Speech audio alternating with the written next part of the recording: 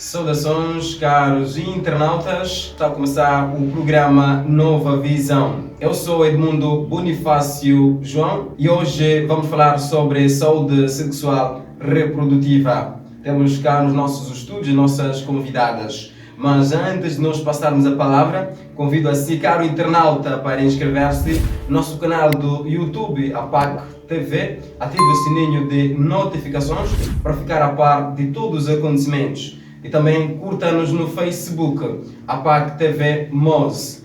E também no nosso Instagram, apac.tv. Este é o momento de nós saudarmos as nossas convidadas. Seja bem-vindo à APAC TV no nosso programa Nova Visão. Apresente-se aos nossos caros internautas. Boa tarde. Primeiro agradecer pelo convite de poder cá estar para poder debater este tema que é do interesse de todos nós. Bem, eu respondo pelo nome de Lovete Martins, sou paralegal de Saúde, Proteção e Justiça da Igreja Evangélica Luterana em Moçambique, em parceria com a FDC, que é Fundação para o Desenvolvimento da Comunidade. Obrigada. Obrigado, e vamos passar no meu lado direito. É o momento de apresentar-se aos nossos internautas e seja bem-vindo à Nova Visão. Muito obrigada pela palavra. E, de princípio, cumprimentar aos caros telespectadores, dizer que sou da audiência Florência Lano, paralegal de Saúde, Proteção e Justiça, e fazemos já parte do projeto Viva Mais, em parceria com a Igreja Evangélica Luterana em Moçambique, e dizer que na Cala Porto estamos alocados no Centro Urbano de Saúde, de Unidade Sanitária de Urbano, do Desportivo, e lá onde prestamos nossos serviços, para quem quer nos ajuda, estamos disponíveis. Muito obrigado. Obrigado, então ficou a apresentação das nossas convidadas do nosso programa de hoje, Nova Visão. E hoje, como nós dissemos a priori, no início do nosso programa, Nova Visão, vamos falar sobre saúde sexual reprodutiva. Aí em casa, acompanhe passo a passo deste nosso tema, porque muita novidade nós vamos oferecer até a si hoje neste nosso programa Nova Visão. Primeiro, começando para a nossa convidada Lovete, do meu lado esquerdo. O que é isto de saúde sexual reprodutiva? Obrigada. No meu entender, saúde sexual e reprodutiva é os indivíduos, tanto a mulher como o homem, terem uma vida sexual livre e segura, tendo acesso à informação sobre os métodos de contraceptivos, os métodos de prevenção das doenças de transmissão sexual e, no caso de querer ter filhos, tanto a mulher como o homem saber decidir por si só se quer ou não ter filhos e quantos filhos quer ter, tendo acesso à informação sobre os métodos de planeamento familiar. E ainda nós continuamos, faríamos a mesma questão para a nossa convidada aqui do outro lado. Esta questão sobre saúde sexual reprodutiva, o que significa? Bem, dando continuidade com a pergunta, ao meu ponto de vista, a saúde sexual e reprodutiva diz respeito à expressão dos nossos sentimentos, assim como o nosso comportamento, tanto mulher, assim como no homem. Vou dar um exemplo. Tem aquelas pessoas que julgam o ser do homem, porque tem aquele HSH, homens que fazem sexo com homens. Eles têm a vontade de se expressar do seu jeito como eles se sentem satisfeitos. Mas nós apedrejamos, julgamos. É a sua sexualidade. Tem direito de se expressar do jeito como ela se sente à vontade ou livre. Então, entender é expressar o nosso sentimento, assim como o nosso comportamento que nos agrada, que nos sente satisfeita. E muito obrigado. Muito obrigado por estas palavras. Ainda continuamos com estas nossas conversas acerca deste nosso tema de hoje. E faríamos aqui a seguinte questão para a nossa convidada Lovete, que na fertilidade, quais são os sinais, no caso das raparigas, da primeira menstruação? Porque visto que algumas raparigas descobrem mas não sabem como tratar-se e não sabem como posicionar-se. Quais são os sinais desta primeira fertilidade? Sim, um dos primeiros sinais é a menina logo já sente um olhar na calcinha, posso assim dizer, né? Que é o sangue. É um dos primeiros sinais. O outro é a dor, né? As cólicas. A menina sente muitas cólicas. Esse é um dos sinais. E como a menina deve se tratar, como a menina deve se comportar naquele período. A menina deve redobrar a sua higiene, tomar banho muito cedo, trocar da calcinha, colocar aí o penso. No caso daquelas meninas que não têm condições de comprar um penso industrial, podem cortar um farrapo, né? Podem usar farrapo, também serve, só que deve, assim que retirar, né, for a trocar, tem que lavar e poder estender para poder usar a outra altura. Obrigado por esta visão e faço a mesma questão para a nossa convidada Gautência. Quais são os primeiros sinais da primeira menstruação já no seio das raparigas? Bem, dizer que primeiros sinais na rapariga, e é visto muitas raparigas que já têm conhecimento do que é a menstruação, quase já estudamos nas escolas e não é nenhuma novidade para uma rapariga. E é provável que a rapariga sinta a dor debaixo do ventre, que são as cólicas, que são cólicas fortes, e ela já percebe, como já tem a noção que é menstruação, já sabe, já sente, e ela previne de que há pouco tempo irei molhar a minha calcinha. Esse é um dos primeiros sinais. Dor no ventre, assim como molhada na calcinha do sangue, nesse caso. E como que a menina pode se tratar? Mantendo a higiene, tomando banho quase no período, né, 3 vezes por dia, e mudando a calcinha, porque tem aquelas que não mudam a calcinha e acabam sujando, e os pais acabam descobrindo que ela está numa situação complicada. Então é bom aconselhar agora que as meninas devem manter com a sua higiene para não ser descoberta ou não ser vista por nossos irmãozinhos mais novos que não sabem o que é a menstruação. Então devemos manter com a nossa higiene. Sim. E só para... Sim, só para acrescentar o que a colega estava aí a dizer, no caso de um pai for a perceber que a minha filha já apanhou a primeira menstruação, deve, por mais que a menina já tenha ouvido isso na escola, a mãe, o pai encarregado, deve sentar com a sua filha para poder lhe explicar, lhe ensinar como ela deve se tratar e como ela deve andar de hoje para diante.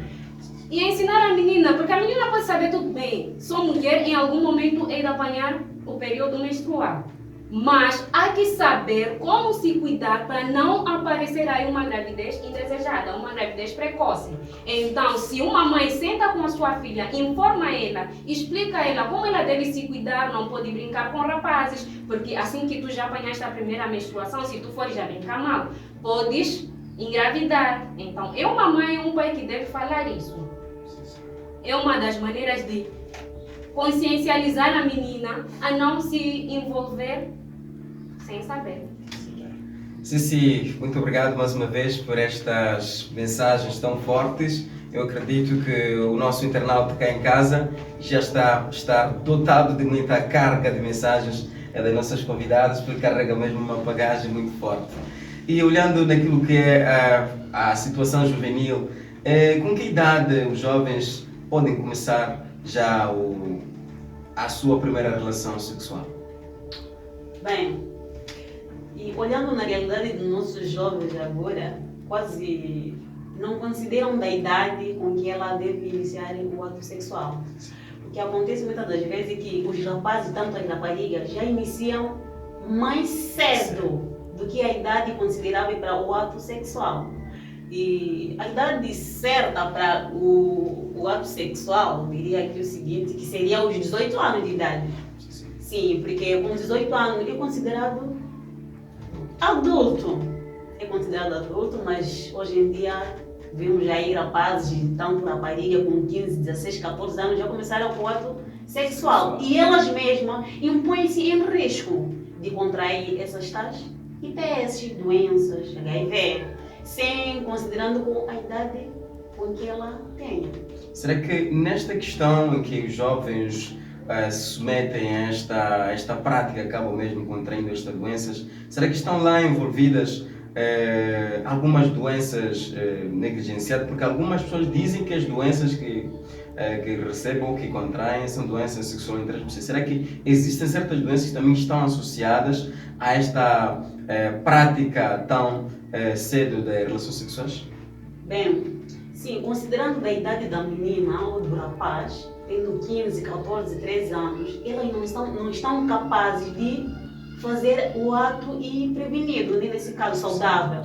Sim, então ela se põe a contrair essas doenças, porque não pensam de usar aqueles insumos recomendados para prevenir essas infecções. Então acabam se submetendo numa relação não saudável. Sim. Só para acrescentar, né, o que a colega estava aqui a deixar, se nós formos a ver, não vamos para muito longe, aqui entre rapazes, vamos supor rapazes de 15, 16 anos, entre eles conversam de coisas íntimas. Todos os rapazes estão a dizer que eu já tenho uma vida sexual ativa e tu és o único que ainda nunca tiveste contato com uma menina. Como é que tu te sentes numa situação dessas?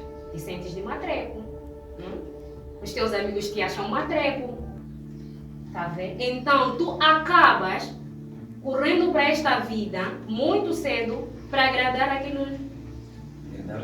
os amigos, sim. Porque tu não queres ser matreco. Quem quer ser matreco? Ninguém.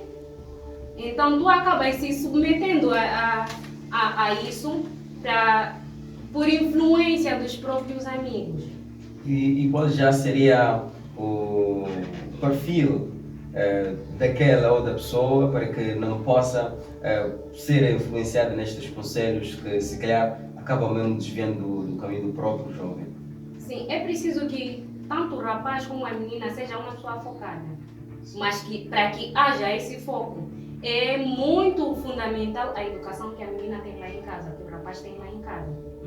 Se tu tens um pai e uma mãe que sabe conversar consigo sobre a vida sexual, sobre coisas dessas abertamente, é claro que tu vais saber se focalizar.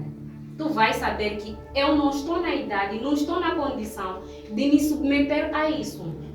Por mais que os meus amigos gozem de mim, me chamem de matreco, mas eu sei o que estou a fazer. Eu sei aquilo que é saudável para mim. A vida é de quem? É minha.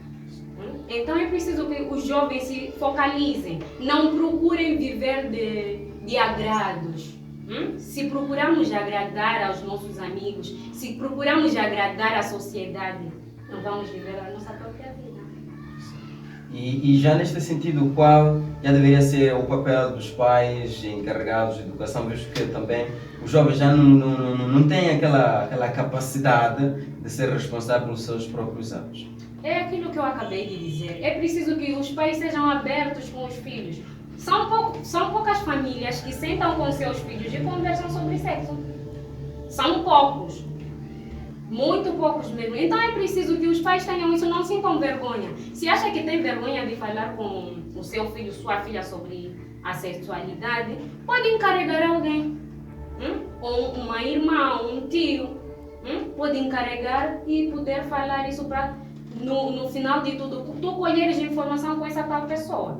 Aí é conversando com os nossos filhos, né, que nós vamos saber, nós vamos conseguir detectar que meu filho já começou a manter relações sexuais ou não. Se tu não conversas, como é que vai saber? Tem pais que saem, vão para o trabalho e voltam, não se preocupam onde é que o filho está.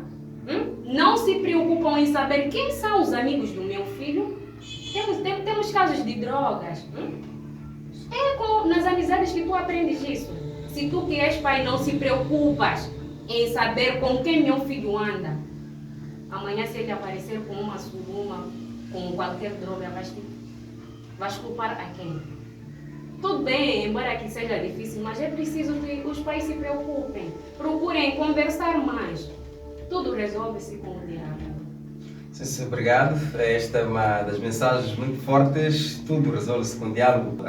Estimado telespectador, Vamos a um curto intervalo, voltaremos num piscar do olho. Até já.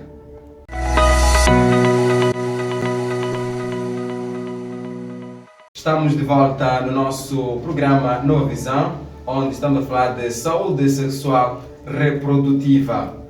Voltando então para as nossas questões, gostaria de saber qual é o nível de tratamento nos parceiros para que haja uma boa satisfação na hora do ato sexual. Bem, dizer que isso varia, né, de casal para casal, mas o comum deveria ser que o casal pudesse conversar, pudesse negociar. Porque se não existir aí uma negociação em que uma das partes não consinta ou não queira fazer, é aí onde entra a violência sexual. Então, para que isto não aconteça, é necessário que as pessoas conversem e negociem. Sim. E como é que deve ser feita esta negociação? Conversando. Sim, conversando. Tu procuras saber o que eu quero,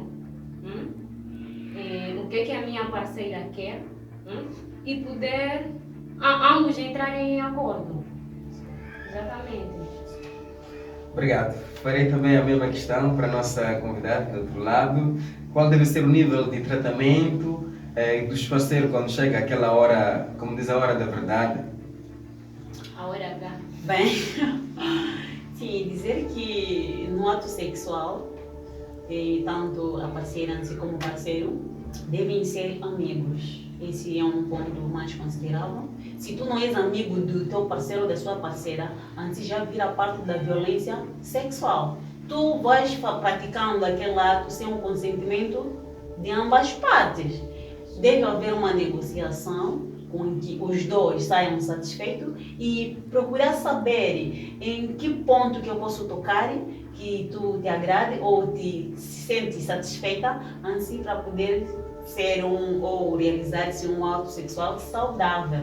Sim, existem aqueles momentos em que a parceira não está preparada, mas o homem ele já quer mesmo praticar. Qual já deve ser o perfil dos casais?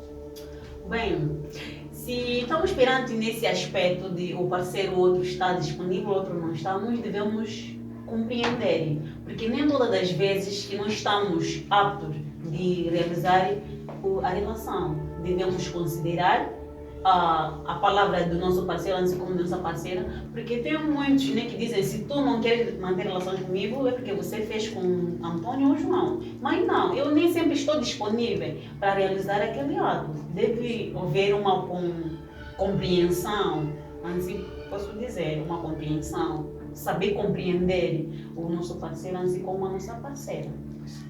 Obrigado. Farei também a questão para a nossa convidada. Numa situação em que um está e o outro não está, já como é que deve ser já a negociação? Porque como disse a priori que deve ser negociação. No caso do parceiro estiver preparado e a mulher não está preparada, como é que deve ser agilizado este momento? Sim, vou me alinhar àquilo que a colega disse, né? Devem ser amigos, devem entender, porque a mulher nem sempre está preparada. O homem sempre quer. O homem sempre pode, exceto nos dias em que estiver doente ou algo assim. Mas a mulher nem sempre está disposta em manter relações sexuais. Eu posso, por mais que eu não esteja doente, mas tem dias que simplesmente não me apetece. Agora, se o meu parceiro chega a mim e mostra que quer, e eu tenho que saber conversar com o meu parceiro que papi ou amor, independentemente do nome amoroso que eu tenho. Quer dizer, deve existir uma linguagem. Sim, exatamente. Também tu não vai chegar ao teu parceiro rejeitar a ele de uma maneira agressiva. Não, tu tens que falar com calma para que ele possa te ouvir e possa perceber, entender. Então tu chegas a ele, dizes para ele, amor ou querido, hoje não estou disponível por conta daquilo, ou o dia foi muito estressante, o trabalho foi muito estressante e tudo mais. E o teu parceiro também deve saber perceber. Porque haverá um dia em que ele também não estará disponível, mas tu também vais querer. E se ele nega, o que é que tu vais pensar? Imagine, Hoje tu queres, tu me forças e eu te digo, não posso. Tu não percebes. E amanhã, quando for o inverso, como é que vai ser? Sim, olhando nesta, acabou de dizer de que deve existir uma linguagem que possa ser convincente. Quais são os riscos que podem vir a acontecer se os parceiros não usar esta linguagem boa, convencedora? O que pode vir a acontecer? Sim, dizer que pode vir a acontecer aí uma desconfiança. Logo a priori, as pessoas, quando tu chegas a um parceiro e dizes hoje não quero, hoje não estou disponível, logo a primeira coisa que ele pensa é que tu tens alguém. Ou passaste no João, passaste no Antônio, então chegaste cansada e já não podes atender mais uma pessoa. Mas não. Então tens que saber falar com ele no sentido que ele perceba. Sim. Que não porque passei nos outros sítios, não porque me envolvi as horas atrás com uma outra pessoa. Não. Tu tens que saber usar essas palavras para que não seja algo chocante que gere aí uma discussão na hora, ou nessas discussões venha aí gerar um divórcio, uma separação. Então é preciso conversar, porque se formos a ver mulheres quando estão chateadas com alguma coisa, né? Não estão chateadas com os parceiros, nesse caso. Não admitem de maneira alguma que o parceiro lhe toque. Ela zangou com tudo. Tu tocas, ela te atira o braço. As mulheres têm dessas, as que estão lá em casa vão perceber. Isso geralmente acontece nas mulheres. Então temos que saber tirar essa parte da agressividade, saber conversar de uma maneira calma, de uma forma harmoniosa, para que o nosso parceiro perceba. Sim, também deixando algum contributo, falando de agressão. Se quando você rejeita de uma forma agressiva, já parte na agressão física. Tu acaba batendo na sua esposa, dizendo que ela te traiu, que ela tem outro, que ela não me quer, eu vou sair, tu não és ninguém, tá cheio de mulher. Acaba atribuindo nomes e é na falta de diálogo, né? Quando não existe diálogo, sempre é desconfiança e as coisas não andam bem. Então é necessário que haja diálogo para termos um ato sexual saudável. Logo, o programa já vem dito, saúde sexual e reprodutiva. Então, devemos ter diálogo para existir essa interação de ambas partes, né? Aceitarem um ou aquilo que o outro diz, né? Sim. É isso. Sim, é isso. E com base nesse diálogo, tu tens que saber dar satisfação. Tem certos casais que não conseguem dar satisfação. Isso é importante. Parece uma coisa mesquinha, mas é importante. Tu tens que saber dar satisfação a alguém. Tu queres fazer uma coisa ou não podes fazer uma coisa, tens que dar satisfação porque não podes. Imagine, eu quero manter uma relação aqui, neste exato momento. Tu não queres. Tu tens que ser capaz de me satisfazer a dizer por que não podes naquele exato momento. Não basta simplesmente dizer não quero. Tem que ter alguma justificação. Exatamente. É preciso justificar para eu poder compreender. Vou dar um exemplo. Tu vais a uma unidade sanitária. É comum encontrar bichas enormes. É normal, aliás, não é normal. O geral é... As consultas iniciam, parece, das 7h30, 8 horas. 8 e ponto iniciam as consultas. Suponhamos que tu estás lá, mas até às 9, 10 horas ainda não iniciaram as consultas. Mas o pessoal lá de saúde, se calhar, pode estar reunido a fazer qualquer coisa. A população, se um pessoal não sair vir dar alguma satisfação, é claro que vai gerar agitação cá fora. Então, tu quando dás uma satisfação, já cria um ambiente mais tranquilo. E em casos de, por exemplo, o homem ele precisa de alguma satisfação, mas a sua parceira ela encontra-se disponível ou ela não quer dar essa satisfação. Qual já... O que é que se pode fazer nestas... Numa questão dessas, A única maneira é conversar. Se naquele exato momento a tua parceira não está disponível em te dar satisfação, em conversar consigo, tu procuras uma outra hora em que ela vai estar calma, porque em algum momento ela vai estar calma. Tu procuras esse momento para poder sentar com ela e conversar com ela, para poder perceber. Só que muitos homens não têm essa paciência, mas é preciso ter paciência. Se calhar ela respondeu isso por qualquer situação, ou algo de casa, ou algo dela mesma. Então tu tens que procurar este momento em que ela vai estar calma, vai estar disponível em te dizer alguma coisa. Estimados internautas, estamos mesmo a caminhar para a reta final. Mas antes de chegarmos, quero também fazer esta questão sobre o planeamento familiar. Qual é a importância e quais são os riscos que estes métodos podem trazer no seio dos parceiros? Bem, aí vem duas questões, riscos e importância. Eu vou iniciar na parte da importância do planeamento familiar. E o uso do planeamento familiar reduz o grau de nascimento das crianças, visto que a população hoje em dia, nós estamos a gerar mais filhos do que as nossas economias. Então o planeamento reduz o número de filhos. Por exemplo, se tu fazes planeamento familiar, evitas nascer de uma forma desordenada, né?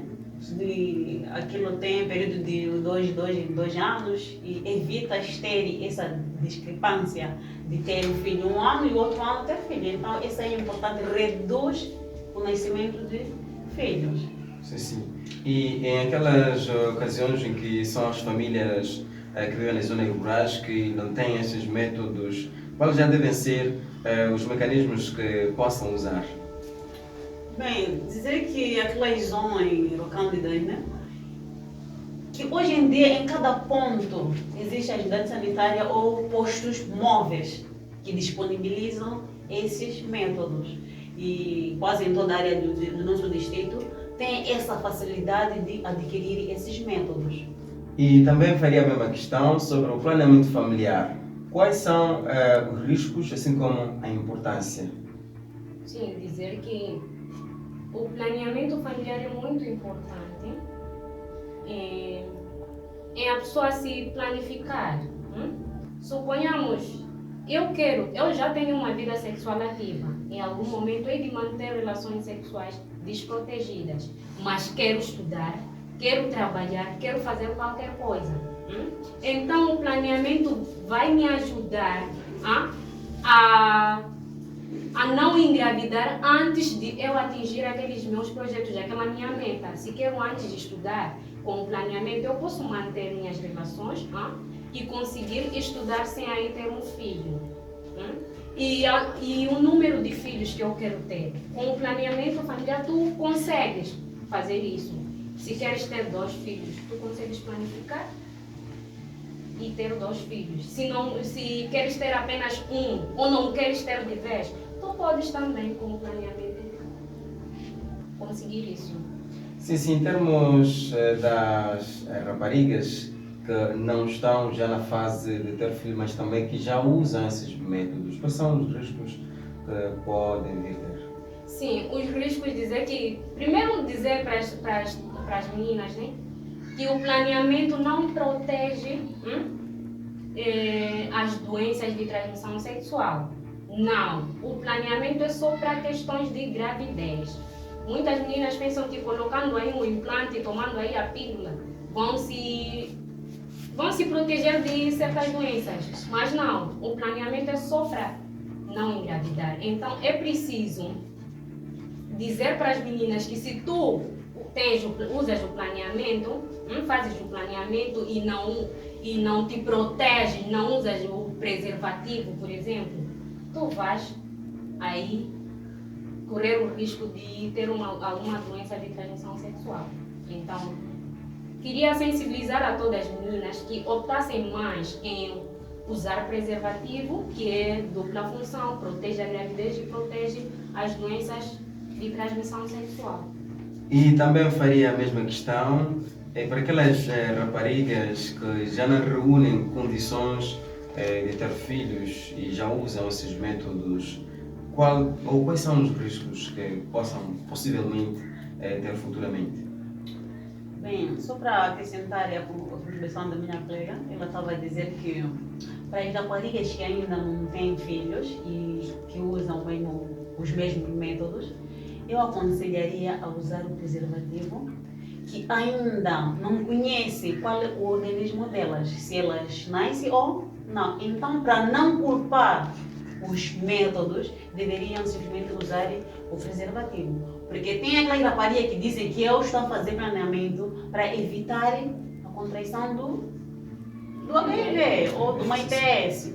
Então, dizer que esses métodos não previnem as infecções, não previnem a doença, simplesmente previne a não nascer e dar tempo do nascimento. Sim, o espaçamento de tempo para fazer filho e decidir com quem você quer ter filho e quantos filhos futuramente que você quer ter, para evitar nascer muitos filhos e não conseguir criar devido às economias ou condições que nós nos encontramos. Sim. Muito obrigado, já estamos mesmo a caminhar para a reta final. Só para deixar aqui as últimas considerações daquilo que nós falamos hoje acerca da saúde sexual reprodutiva. Sim, obrigada mais uma vez. Só para deixar ficar a todos aí em casa que busquem informações sobre saúde sexual e reprodutiva em todas as unidades sanitárias. Vocês podem ter aí essas informações sobre os métodos e tudo mais. E só para vender ainda mais o nosso peixe, né? Dizer que nós somos paralegais. As paralegais têm trabalhado no combate às uniões prematuras, violências sexuais. Então, dizer que os nossos trabalhos são grátis e se por acaso na sua zona conhece alguém, um familiar que tenha sido submetido a uma união prematura, pode nos procurar, nós poderemos ajudar. Obrigado. Dizer também que estamos alocadas nas unidades sanitárias Acumi, Murupelani, Ontupaia e Urbano, isso no distrito de Nacalaporta. Muito obrigado. Também passaríamos aqui a nossa convidada, as últimas considerações, já estamos mesmo na reta final do nosso programa. Sim, muito obrigada pelo programa e só deixar aqui as últimas considerações, que os rapazes devemos deixar o gozo da sua sexualidade e do seu pensar, assim como o seu comportamento. Nós não podemos julgar daquilo que a rapariga ou o rapaz é. Nós devemos apoiar para incentivar a não contrair essas ITS. Se nós ocultamos as informações ou o que elas sentem, nós acabamos submetendo nas infecções ITS, assim como HIV/SIDA. Então devemos apoiar, dando moral a elas, a se manter prevenida e apoiar a se sentir, né, de uma forma protegida. E muito obrigado. Muito obrigado, então, por estas que são considerações das nossas convidadas. Refiro-me de Lovitz e Galtência, que são paralegais da FDC, que é Fundo de Desenvolvimento para a Comunidade. E o programa está mesmo na reta final. Hoje falamos sobre saúde sexual reprodutiva. Estimado internauta, não se esqueça de subscrever-se no nosso canal do YouTube, APAC TV, ativando o sininho de notificações, compartilhando os nossos programas e não só, também colocando like aí nos nossos programas. Não se esqueça de dar gosto à nossa página do Facebook, APAC TV MOS, ou mesmo no Instagram, apac.tv. Eu sou Edmundo Bonifácio João, este é o vosso, o meu e o nosso programa Nova Visão. Terminamos com promessa de voltarmos nas próximas oportunidades.